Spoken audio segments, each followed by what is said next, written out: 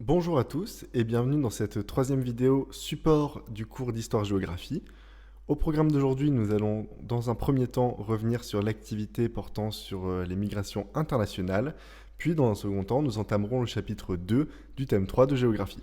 Pour dire un petit mot sur l'activité portant sur les migrations internationales, c'est une activité qui était assez chargée, notamment au niveau des définitions. Ne vous en faites pas, elles ne seront pas forcément toutes à apprendre pour le contrôle de rentrée. Je vous donnerai une fiche de révision quand nous aurons fini l'intégralité de ce thème.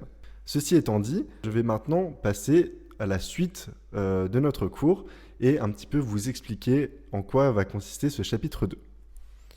Donc, tout d'abord, pour revenir un petit peu sur cette diapositive, lors de l'introduction de notre tout premier chapitre, donc de ce thème 3, nous avions pu voir ces deux photographies.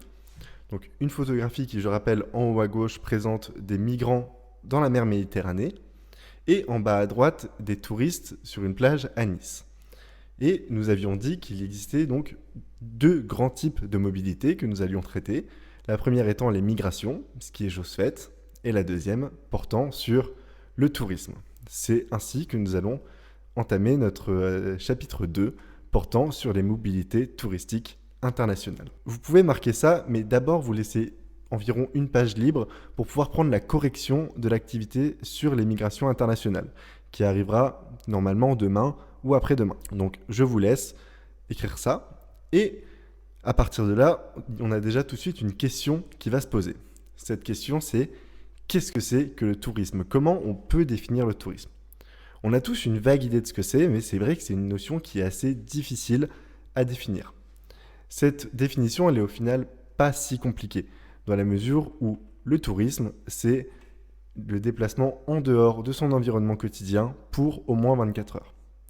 Qu'est-ce qu'elle veut dire, cette définition? Ça veut dire qu'on est un touriste à partir du moment où on sort de chez soi, où nous allons quelque part pour au moins 24 heures. Maintenant qu'on a vu un petit peu ce que c'était le tourisme, je vais en dire quelques mots. Le tourisme, c'est une notion qui remonte à peu près aux années 1960 dans l'acception que l'on connaît aujourd'hui. Et c'est une notion qui a beaucoup évolué, dans la mesure où le tourisme a connu de nombreuses évolutions depuis les années 1960, des évolutions qui sont dues à énormément d'éléments. Le premier élément, ça va être évidemment la démocratisation des moyens de transport. Grâce à l'avion, grâce aux voitures, aux progrès technologiques, il est évidemment bien plus facile de se rendre à l'autre bout du monde pour aller passer des vacances. Vous imaginez bien que dans les années 30, 40, c'était beaucoup plus compliqué. Donc maintenant, on a cette possibilité. Donc c'est pour ça qu'on a vraiment une évolution de ce tourisme. Et ce qu'on va pouvoir voir, ça va être un petit peu comme pour les migrations. C'est-à-dire que ce tourisme, il va avoir des effets, des impacts sur les territoires qui vont être touchés. Et donc ces deux éléments vont être au cœur de notre problématique qui est comment le tourisme s'est-il diversifié et comment transforme-t-il les territoires. Donc encore une fois, ceci vous pouvez le noter. Alors cette diversification du tourisme, elle prend aujourd'hui plutôt deux formes. On a deux grandes formes de tourisme qui vont un petit peu s'affronter, deux grandes conceptions de tourisme qui vont s'affronter. Ça va être un petit peu lourd encore une fois, mais ça va nous donner deux autres définitions. La première définition et le premier type de tourisme que l'on va retrouver aujourd'hui de manière assez majoritaire, ça va être ce qu'on appelle le tourisme de masse. Le tourisme de masse, ça va être un type de tourisme qui va concerner énormément de monde. Par exemple, quand vous allez à la plage dans le sud de la France, généralement, vous allez être dans des endroits avec beaucoup de monde. Donc ça va être du tourisme de masse, tourisme concernant un grand nombre de personnes. Et à l'opposé, on va avoir un deuxième type de tourisme qui est le tourisme que l'on appelle le tourisme durable, qui va essayer davantage de faire attention à l'environnement, à l'économie et aux aspects sociaux, donc des espaces dans lesquels il va exister.